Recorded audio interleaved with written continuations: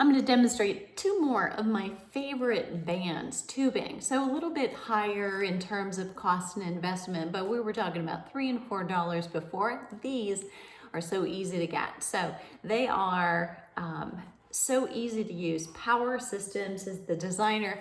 This is from Spry. And again, I'll link to all of these down below. So this one I will show you second. This one I'm going to show you right now. It's long-handled, just tubing. This is the basics as far as tubing goes, but you can also get one if you've got arthritis in your hands or it's harder to grip. You can get one that's a little bit more premium, so it's padded. So here's how I'm going to use this. So many ways. Couple of things. I'm going to back up here. I'm putting this under the arch of my feet, cross this over, and then what I'm going to do is side step. So I'm just going to go side to side here. So not a lot of exciting to see down at my feet, but it's just hooked on the arch of my shoe. Now, I did lateral work with a small Versa loop the other day.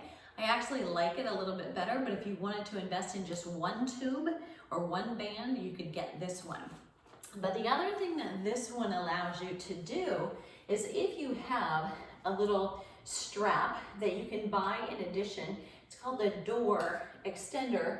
You can throw that, close the door, throw it over, and then it's anchored at the top, and you can do some pulling exercises. And those are hard to find, other ways to do pulling exercises at home without having equipment. Unless you've got dumbbells, you can't do that.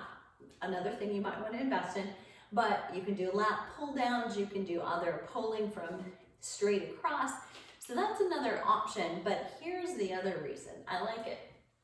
For some optimal core exercise, and I'm going to anchor this on my door here and step back. So you want to get to a point where you've got tension, and then you're going to raise one leg. So I'm standing on the one leg, and as I do that, I can either choke up or hold on to the handle, and then you're going to pull back. So I'm doing a lot of core work, stabilizing while I'm resisting. And in this instance, this is not about the back muscles that I'm working, and I am a little, but the resistance isn't that great.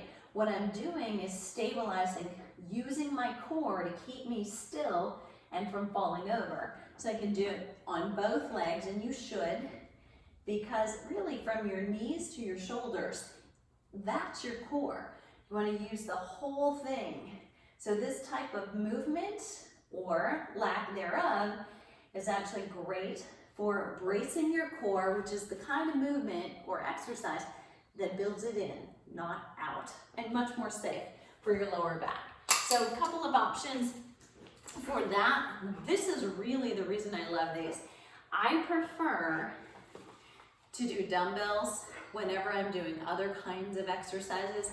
I don't do a lot of band exercises because I want to actually be picking something up, and I want it to feel just like it would feel if I were picking up a bag or a sack of groceries or a puppy or a baby, and you really just can't mimic that with tubing.